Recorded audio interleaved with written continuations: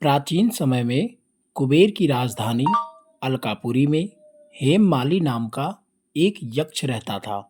उसका कार्य भगवान शिव की पूजा के लिए मानसरोवर से पुष्प लाना था। हेममाली अपनी पत्नी विशालाक्षी से अत्यंत प्रेम करता था। एक दिन वह पत्नी के प्रेम में इतना मग्न हो गया कि समय पर फूल लाना भूल गया। उधर कुबेर भगवान शिव की पूजा के लिए उसकी प्रतीक्षा कर रहे थे। जब बहुत देर हो गई तो उन्होंने कारण का पता लगाया।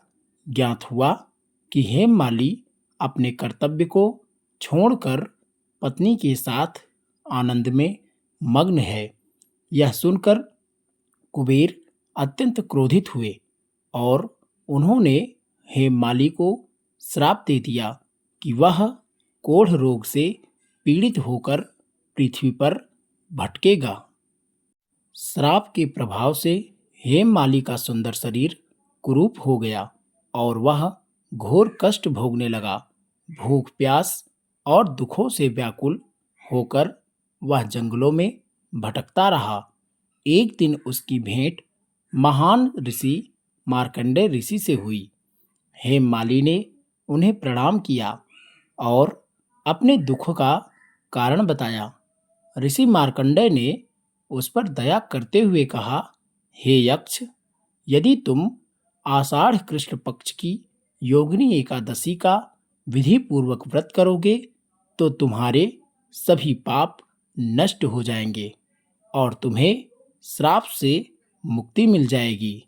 हेममाली ने श्रद्धा और भक्ति के साथ योगिनी एकादशी का व्रत किया।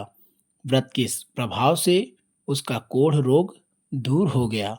उसे अपना दिव्य स्वरूप प्राप्त हुआ और वह पुनः अपनी पत्नी तथा अलकापुरी लौट गया। इस प्रकार उसने सुख और सम्मान प्राप्त किया। इसका महत्व क्या है? योगिनी एकादशी का व्रत सभी पापों का नाश करने वाला माना गया है। कहा जाता है कि इस व्रत का पुण्य 88,000 ब्राह्मणों को भोजन कराने के समान प्राप्त होता है। जो भक्त श्रद्धापूर्वक इस व्रत को करते हैं उनके जीवन के कष्ट दूर होते हैं और भगवान विष्णु की कृपा प्राप्त होती है। प्रेम से बोलिए विष्णु भगवान की जय।